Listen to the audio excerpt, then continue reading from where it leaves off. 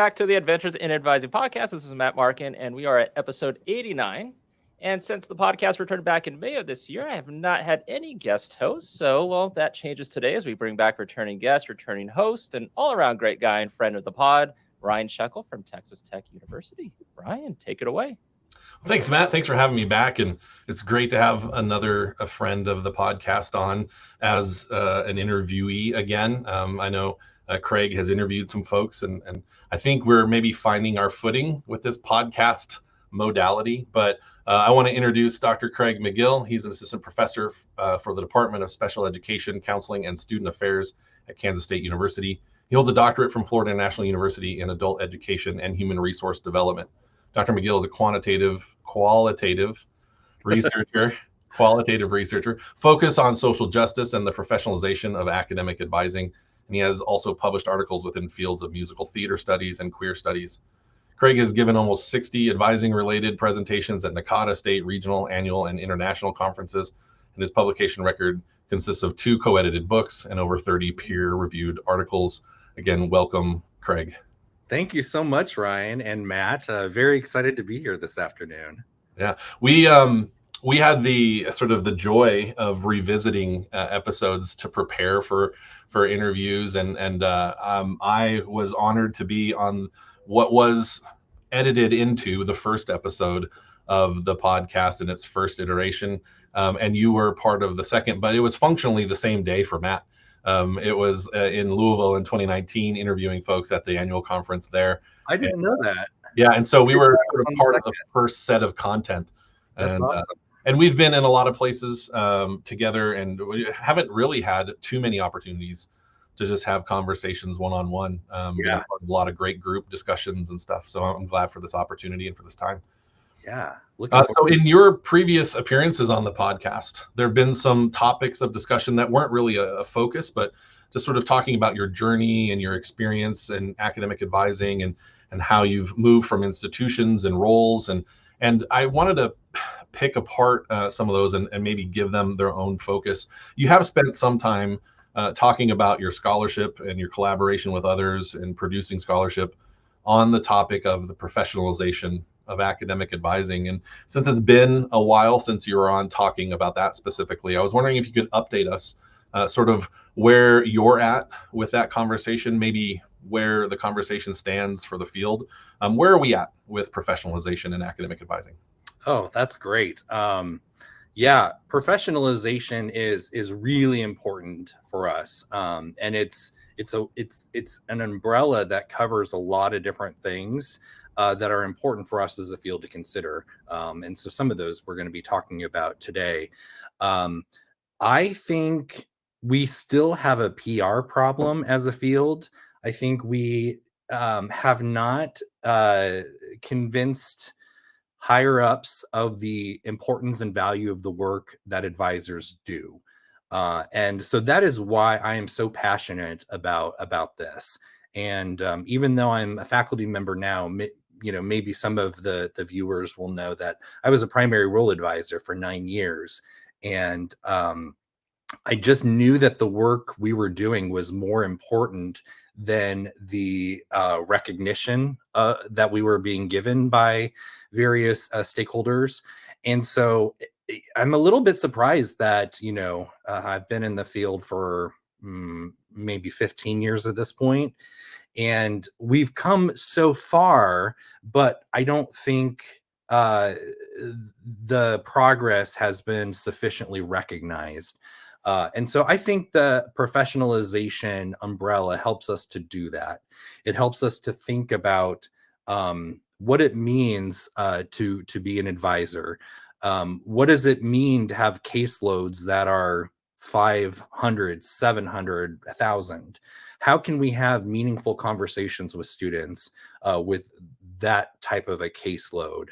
And the only way to address this, I think, is to convince those higher ups who have the capacity to shape the caseload size so that advisors, have, the space and the resources to have those meaningful conversations with students.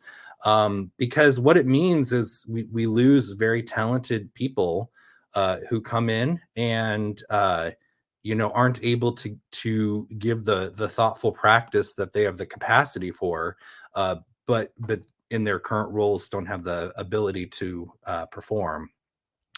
So that's the main thing I would say about this. And so this involves research and publication.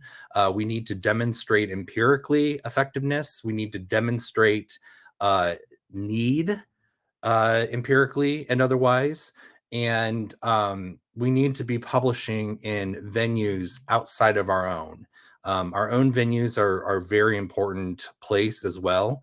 But if we want to reach other audiences, we need to be publishing in higher education journals writ large. And so I really haven't started anything new since I appeared last. Most of what I'm working on now is continuing the work I've started with just a variety of collaborators. And I think also just another thing we need to acknowledge is I've said empirical like 700 times, but there are other ways of knowledge creation. And I think the quantitative stuff is very important, but it's not the only route. Sure. And for our listeners who are listening to Craig for maybe the first time here, I do want to encourage you to go back and find previous episodes where Dr. McGill is talking about the research and the work and the scholarship and the publication and the knowledge. In particular, one of the threads that I heard in listening to your previous appearances was this idea about multiple ways of knowing, the value that is inherently there. And again, it wasn't a feature or a focus of any of the conversations, but it was a through line in when talking about where academic advisors come from, sort of our academic identities and our academic backgrounds, and then the fit or alignment or misfit or alignment when we're working with students maybe outside of those. But the value of multiple ways of knowing is a part of, I think, your philosophical center as a scholar. And I'm curious if we could talk just a bit in the middle of this discussion about professionalization, about your background with music theory and advising in a STEM field when you're doing that, having that academic preparation. Yeah, I love that. And I don't know what what you're referring to, but my advising career started advising biochemistry and forensic science, which I loved. I thought that was so fun. And I learned so much about those fields, not necessarily in terms of anything beyond a layman's understanding of the concepts in the field, but learning to have conversation with people working in these fields and preparing students to work in these fields. Music theory. This is a fun anecdote. One of my mentors in the field is Dr. Peter Hagen, just a wonderful man.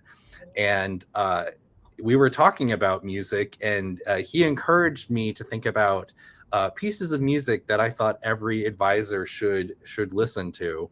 And I don't know that I have a satisfactory response at this point, but it got me thinking more about the interdisciplinarity of our work, and thinking about how what I learned in music theory could translate to advising students and thinking through some of these things.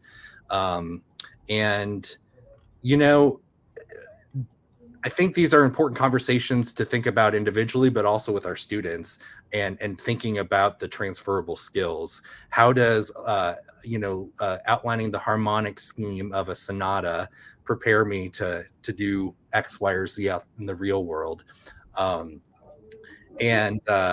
There's many musicians in Nakata, and I think it would be fun at some point just to have a meeting with them about, how has music, prepared you for this wonderful field?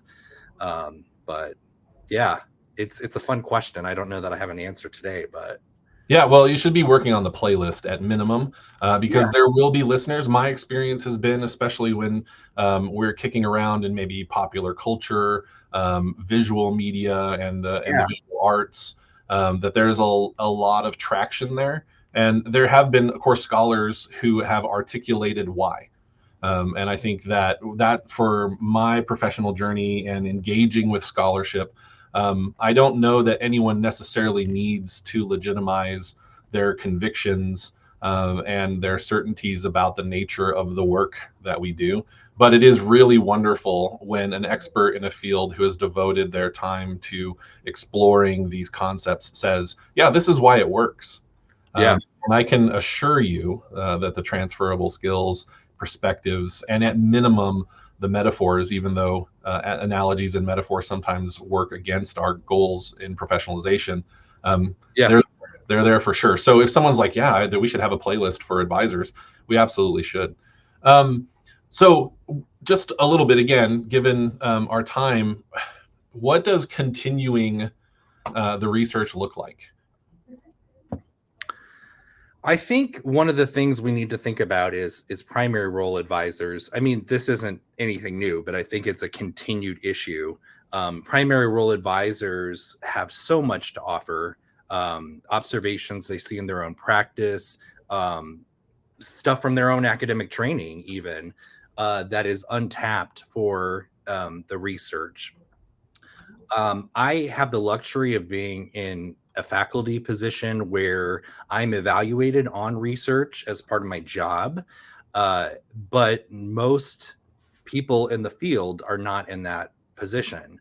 And so we need to figure out ways of making scholarship and conducting scholarship more possible.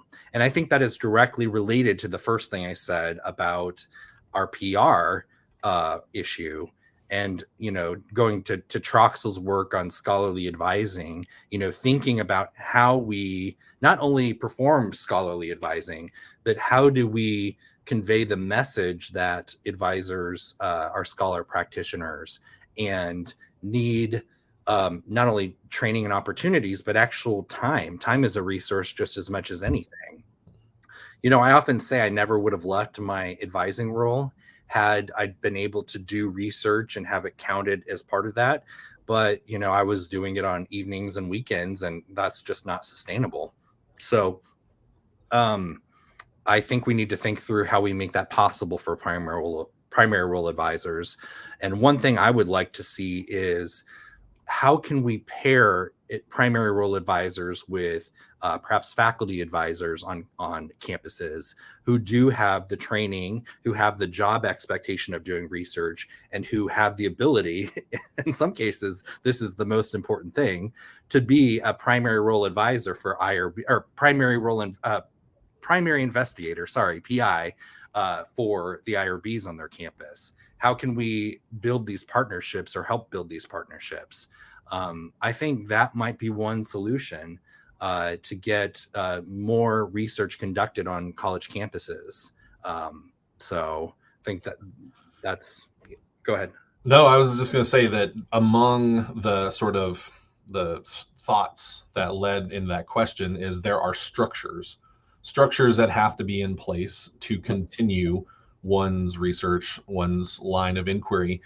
Certainly, when primary role advisors get to the point where they're like, yes, I'm going to act on this question that's been raised, and I'm going to pursue this line of inquiry towards something that leads to a presentation, a publication, collection of information, data, whatever you want to call it, perspectives for the research.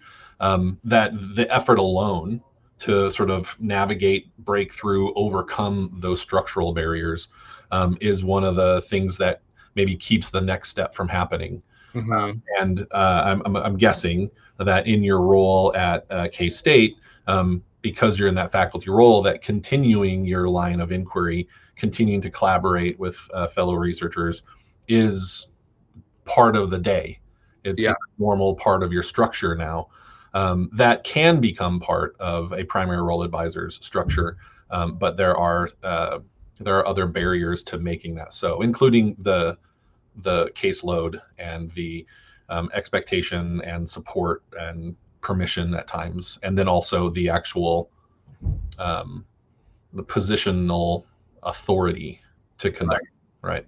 Yeah, that's a really good point. We can't accomplish this solely through what I'm about to say, but what I'm about to say might be a small part of the solution, is encouraging folks who are going for doctoral or terminal degrees to consider doing advising topics if they're working as an advisor, and to convince their, their doctoral supervisor that advising research is not only possible but necessary.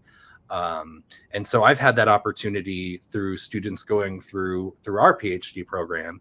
Now, obviously, our PhD program is in academic advising, so the topics are going to be academic advising. However, myself and several other people have gone through doctoral programs that weren't academic advising and have done academic advising topics. And so anybody out there listening who's thinking about this, I would encourage them to maybe consider contributing to our knowledge base, as along your journey of doctoral coursework. And speaking of graduate education, Good segue. well, that was, another part of the sort of through lines of conversation in your previous appearances is your work in analyzing and looking into the graduate education and the coursework around academic advising, at least in the United States and North America. And I'm kind of curious, again, for those who maybe didn't read the publications or haven't been in the presentations like I was, is there anything that you found or that was an interesting takeaway, or is there anything new in the world of graduate education, academic advising that you would like to share here? Yeah, so many thoughts. So I'll start with my own interest. So I did the program for which I'm faculty now. I went through the graduate certificate in 2008 and the graduate master's degree in 2010. I'm now faculty for that program, and we are examining the program itself now, because the field, the scholarly base of academic advising has absolutely come so far. When you think about the 2008, which was the second edition of the Handbook of Academic Advising, that now is several books. And so we've just branched out in so many important ways. And we need to be thinking about academic advising now as an academic discipline. I continue to come back to, and I think it was just an editorial, but Kuhn and Haddock, when they wrote about Paddock, about thinking about academic advising as an academic discipline. I think it was really important forward thinking that they were doing. It's taken a while for the field to kind of catch up to that. But that was followed by Schaefer's The Professionalization, not just Schaefer, but Schaefer et al., Professionalization of Academic Advising in 2010. And they found that there was an issue with schooling and academic preparation for working in a profession. But so that's kind of where my interest in this has started. It actually started before I was faculty at Kansas State University. And so one of the first conversations I had with my department chair is, okay, I'm faculty for this program, which was the first master's degree and the first PhD in advising. I'm not sure if we can say we're the first certificate or not. I think Sam Houston may have been, early on there too. But so I'm faculty for this now. If I am successful in what I am doing to promote a culture of professionalization of academic advising, there are going to be more competitors, more graduate certificates and master's programs. And I sort of had to get her, not because she expected it, but I felt I needed to get her okay with this. I'm encouraging more competition. Is, that might be antithetical to our goals in terms of, our own program. And she said, absolutely not. That's your research agenda. It's important. And this is what you need to do. So we are seeing an increase of graduate certificates, not only across the country, but, starting to pop up in other countries too. And I think there were, I don't remember exactly, maybe 12 to 15 graduate certificates at the time we wrote the article. And the article is a case study. It's a different type of case study. Normally, when you think of case study, you're thinking of a program, something that's bounded. We actually were articulating the boundedness of the case study around an idea, rather than a particular program. So the article looks at data from leaders in the field of advising about the notion of graduate education, considering things like, do we think everybody should have a certain preparation to do academic advising, i.e. have a degree in advising? Do we think that, if they don't, that disqualifies them? If there is a program in academic advising, do we want some sort of standardization across these programs? So this is very early thinking about these issues. And my own personal view is that there's too much value to people coming from different backgrounds to force everybody to have a degree in academic advising to practice advising. But I do think it's something that we should consider in terms of thinking about, do we want a common understanding? Do we want some sort of standardization, whether it's, a micro credential, whether it's some sort of certification. So we are seeing a number of programs develop just within the last, actually, as that piece was going to publication, I was notified of a second master's program out of Rowan University in New Jersey. And, as somebody who's faculty for this, you might think my response would be, oh no, but I was actually very excited that there are more programs coming in this, because I'm passionate about this field. I think that more and more people are interested in thinking about academic advising as a discipline. And once we think about academic advising as a discipline, as an academic discipline, the next thought is, training, academic training in such a discipline. Yeah.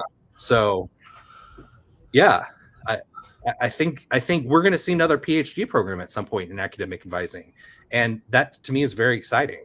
Right, and one of the things that I've heard you talk about before is this idea that the opportunities, if you want to call them outlets or channels or spaces or whatever you call them, the more there are, the more opportunity there is for discourse, yes, for conversation, perhaps even disagreement. And whether the conversation, disagreement, debate, or discourse leads to a similar kind of consistency in perspective or not, I know is a concern of the professionalization question. Are we moving the understanding of ourselves and understanding of advising by others forward to the level of respect and place and all of the sort of markers of a profession? One of the things that you developed in your work is this grounded substantive theory with a model that explains in a sort of general sense what academic advising can be or perhaps should be. And I know a lot of folks are familiar with the work, but I'm kind of curious, since publishing and putting out a visualization of a model of advising in a sense of a theory of academic advising. What's the response been? What has your experience been with having that out in the world? Yeah, thank you for bringing that up. And I'm glad you brought up, before I go there, I'm glad you brought up disagreements. It is so important for us to be able to disagree with one another, to be able to have constructive conversations. I think advisors by nature are very friendly, agreeable people.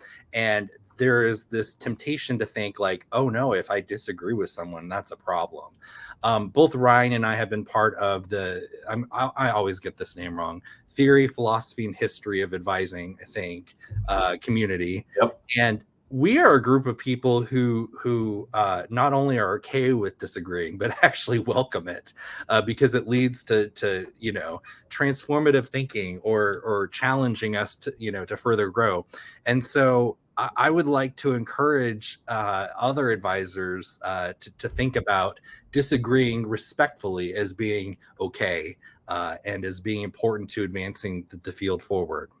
And so one of the ways that leads to this grounded theory is thinking about advising and whether there needs to be a common purpose of advising or not.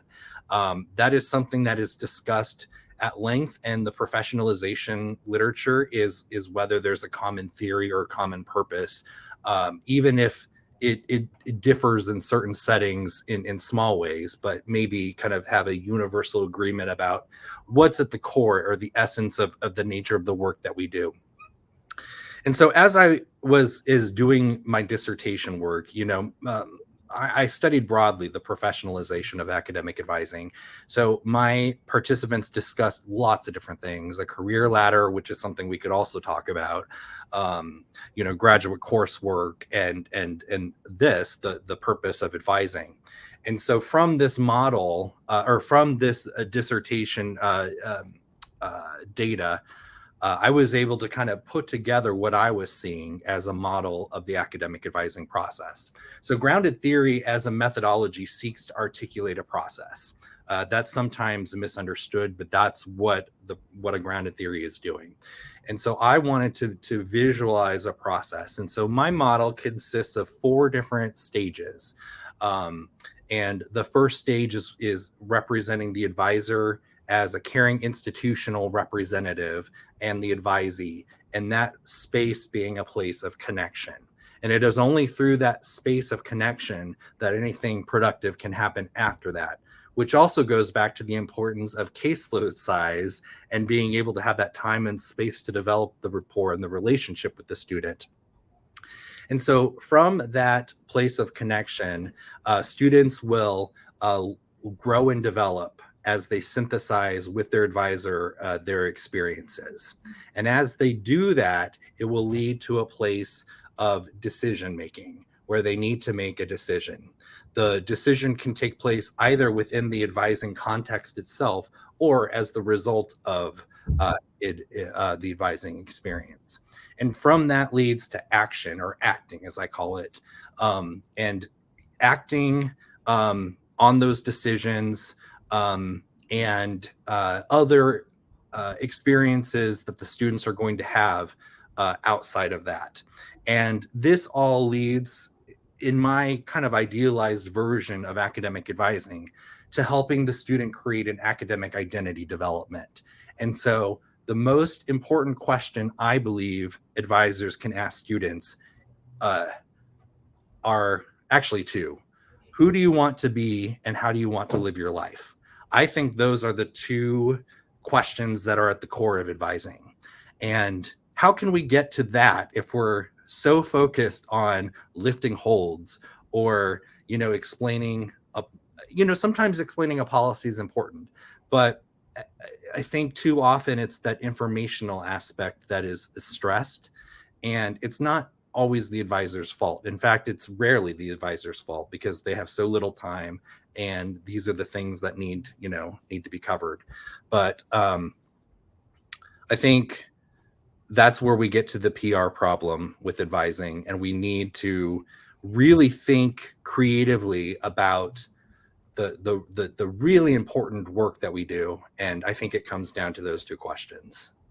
So a lot of your work in scholarship and publication, but also in presentation and your involvement in professional organizations is collaborative.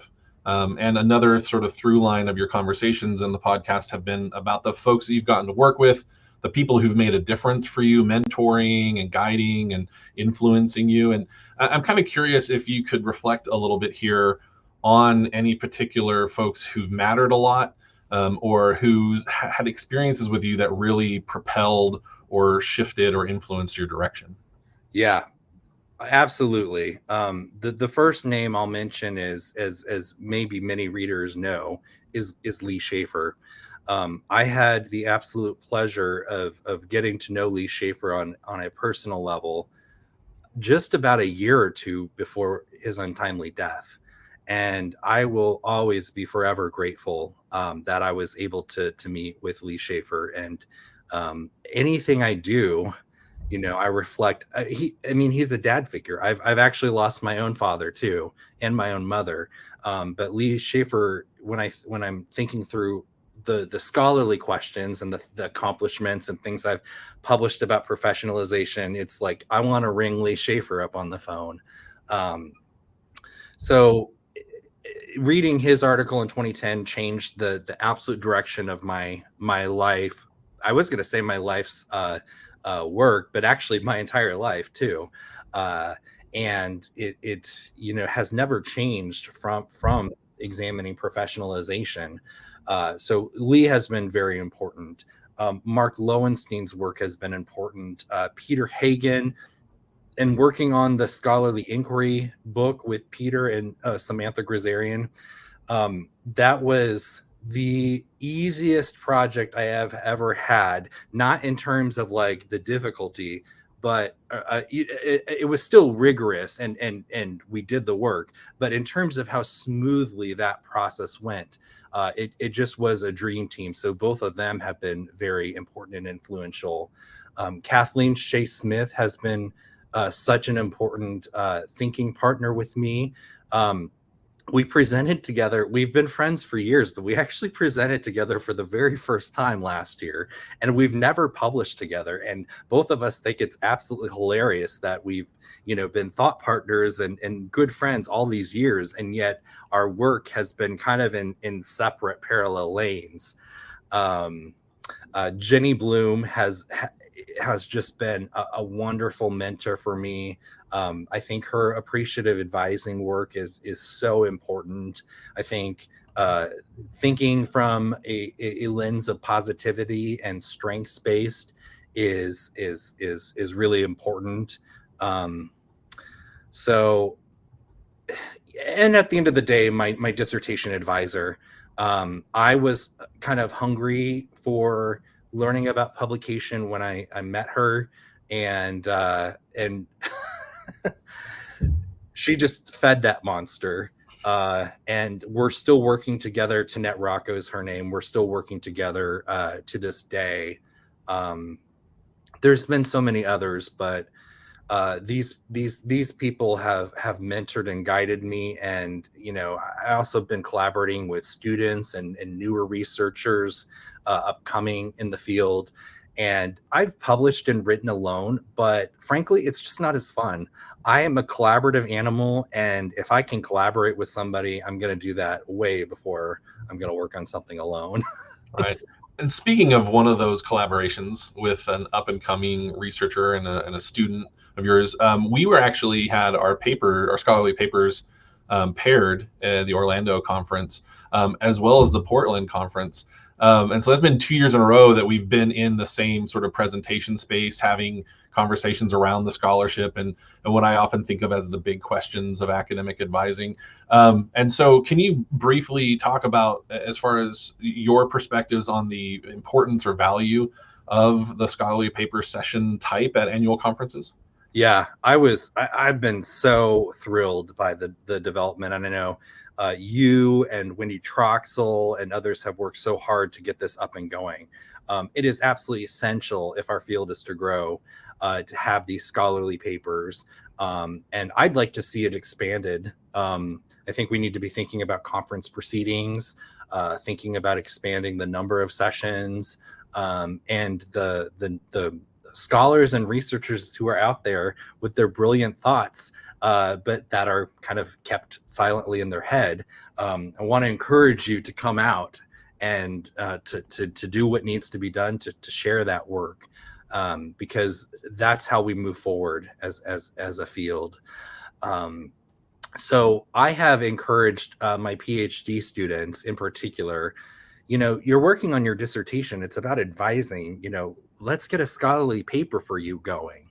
And so I've worked in particular with Michelle Strobridge, and she is working on her dissertation is examining the experiences of navigating feminism for primary role advisors who identify as women. And she's just having a fabulous time doing this and thinking about this. And one of the things she did was to start thinking about a feminist lens for examining kind of a feminist approach for academic advising. And so there are a number of approaches in advising that have been articulated, and they're wonderful. What we sort of feel is missing from many of them is thinking about the identity of the advisor and what the advisor is bringing to the advising session. And so that's where some of these feminist principles are coming into play. And so I hope you'll also mention your paper, because it was just an absolute dream that we were paired together. And I loved learning about your work. And, you know, as discussed, you probably have about 3 papers or maybe even a book out of that paper. Well, we'll see what happens there, but I will say it is always evident to me that so much of the people doing the talking about academic advising don't look like the people doing the work of academic advising. Yeah. And that was really the inspiration that led to my exploration of the history of advising, and particularly the role of deans of women. And so, yes, I was thrilled to, one, be a part of the scholarly paper session development, that process. But again, shout out to Dr. Wendy Troxel on her just absolute championing of the importance of that and getting it done, which getting any of those things done can be such a challenge. Yeah. But then to get there and see that, oh, there's a chance we can have 2 folks talking about feminist perspectives, ways of understanding, ways of knowing academic advising in a way that might connect a bit more with the folks who are primarily doing the work of advising, at least in the United States. And so that was really exciting. I know we have to be mindful of time. As a faculty member, you have class coming up. So one of the things that I will say to our listeners is another part of listening to Dr. McGill's appearances on the podcast and reading your work is that a lot of the stuff that you're poking at, asking questions about, problematizing, are what I think of as the big questions for academic advising. Physics as a scientific discipline has this tradition of sort of defining, you know, what should we be working on as scholars in our field? What big questions should we be answering and exploring? And I know that Craig is among those who is illuminating those big questions through his work. But I'm kind of curious, if you had one big question you wanted answered, set as an agenda for scholars across the world for academic advising, what would it be? Well, I think I've alluded to it.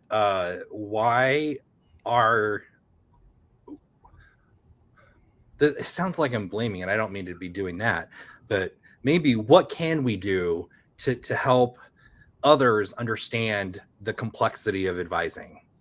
I think it's such an important question, and I think we have not even I mean, there's just so much within that question to explore. And many brilliant thinkers before me have explored it as well. I'm thinking of Janet Schulenberg and Murray Lindhorst, who wrote just an absolute pivotal, important article about what advising is. And that was 2008, and we've come a long way, but I think part of that has been siloed. It's been conversations within an echo chamber of people who know what advising is and how important it is. So how do we advance that? How do we improve our PR message to people who have real power to make changes within advising practice? Absolutely. Well, if Matt will let us do it, maybe there'll be a chance we can have another time together where we talk about those big questions. I know there are folks out there who want to also put their 2 cents in. So, you know, reach out. Let us know what your thoughts are about big questions and about the things. Thanks so much, Craig, for your time. Thank you. For your collaboration. It's been a pleasure. It's been awesome. Thank you so much.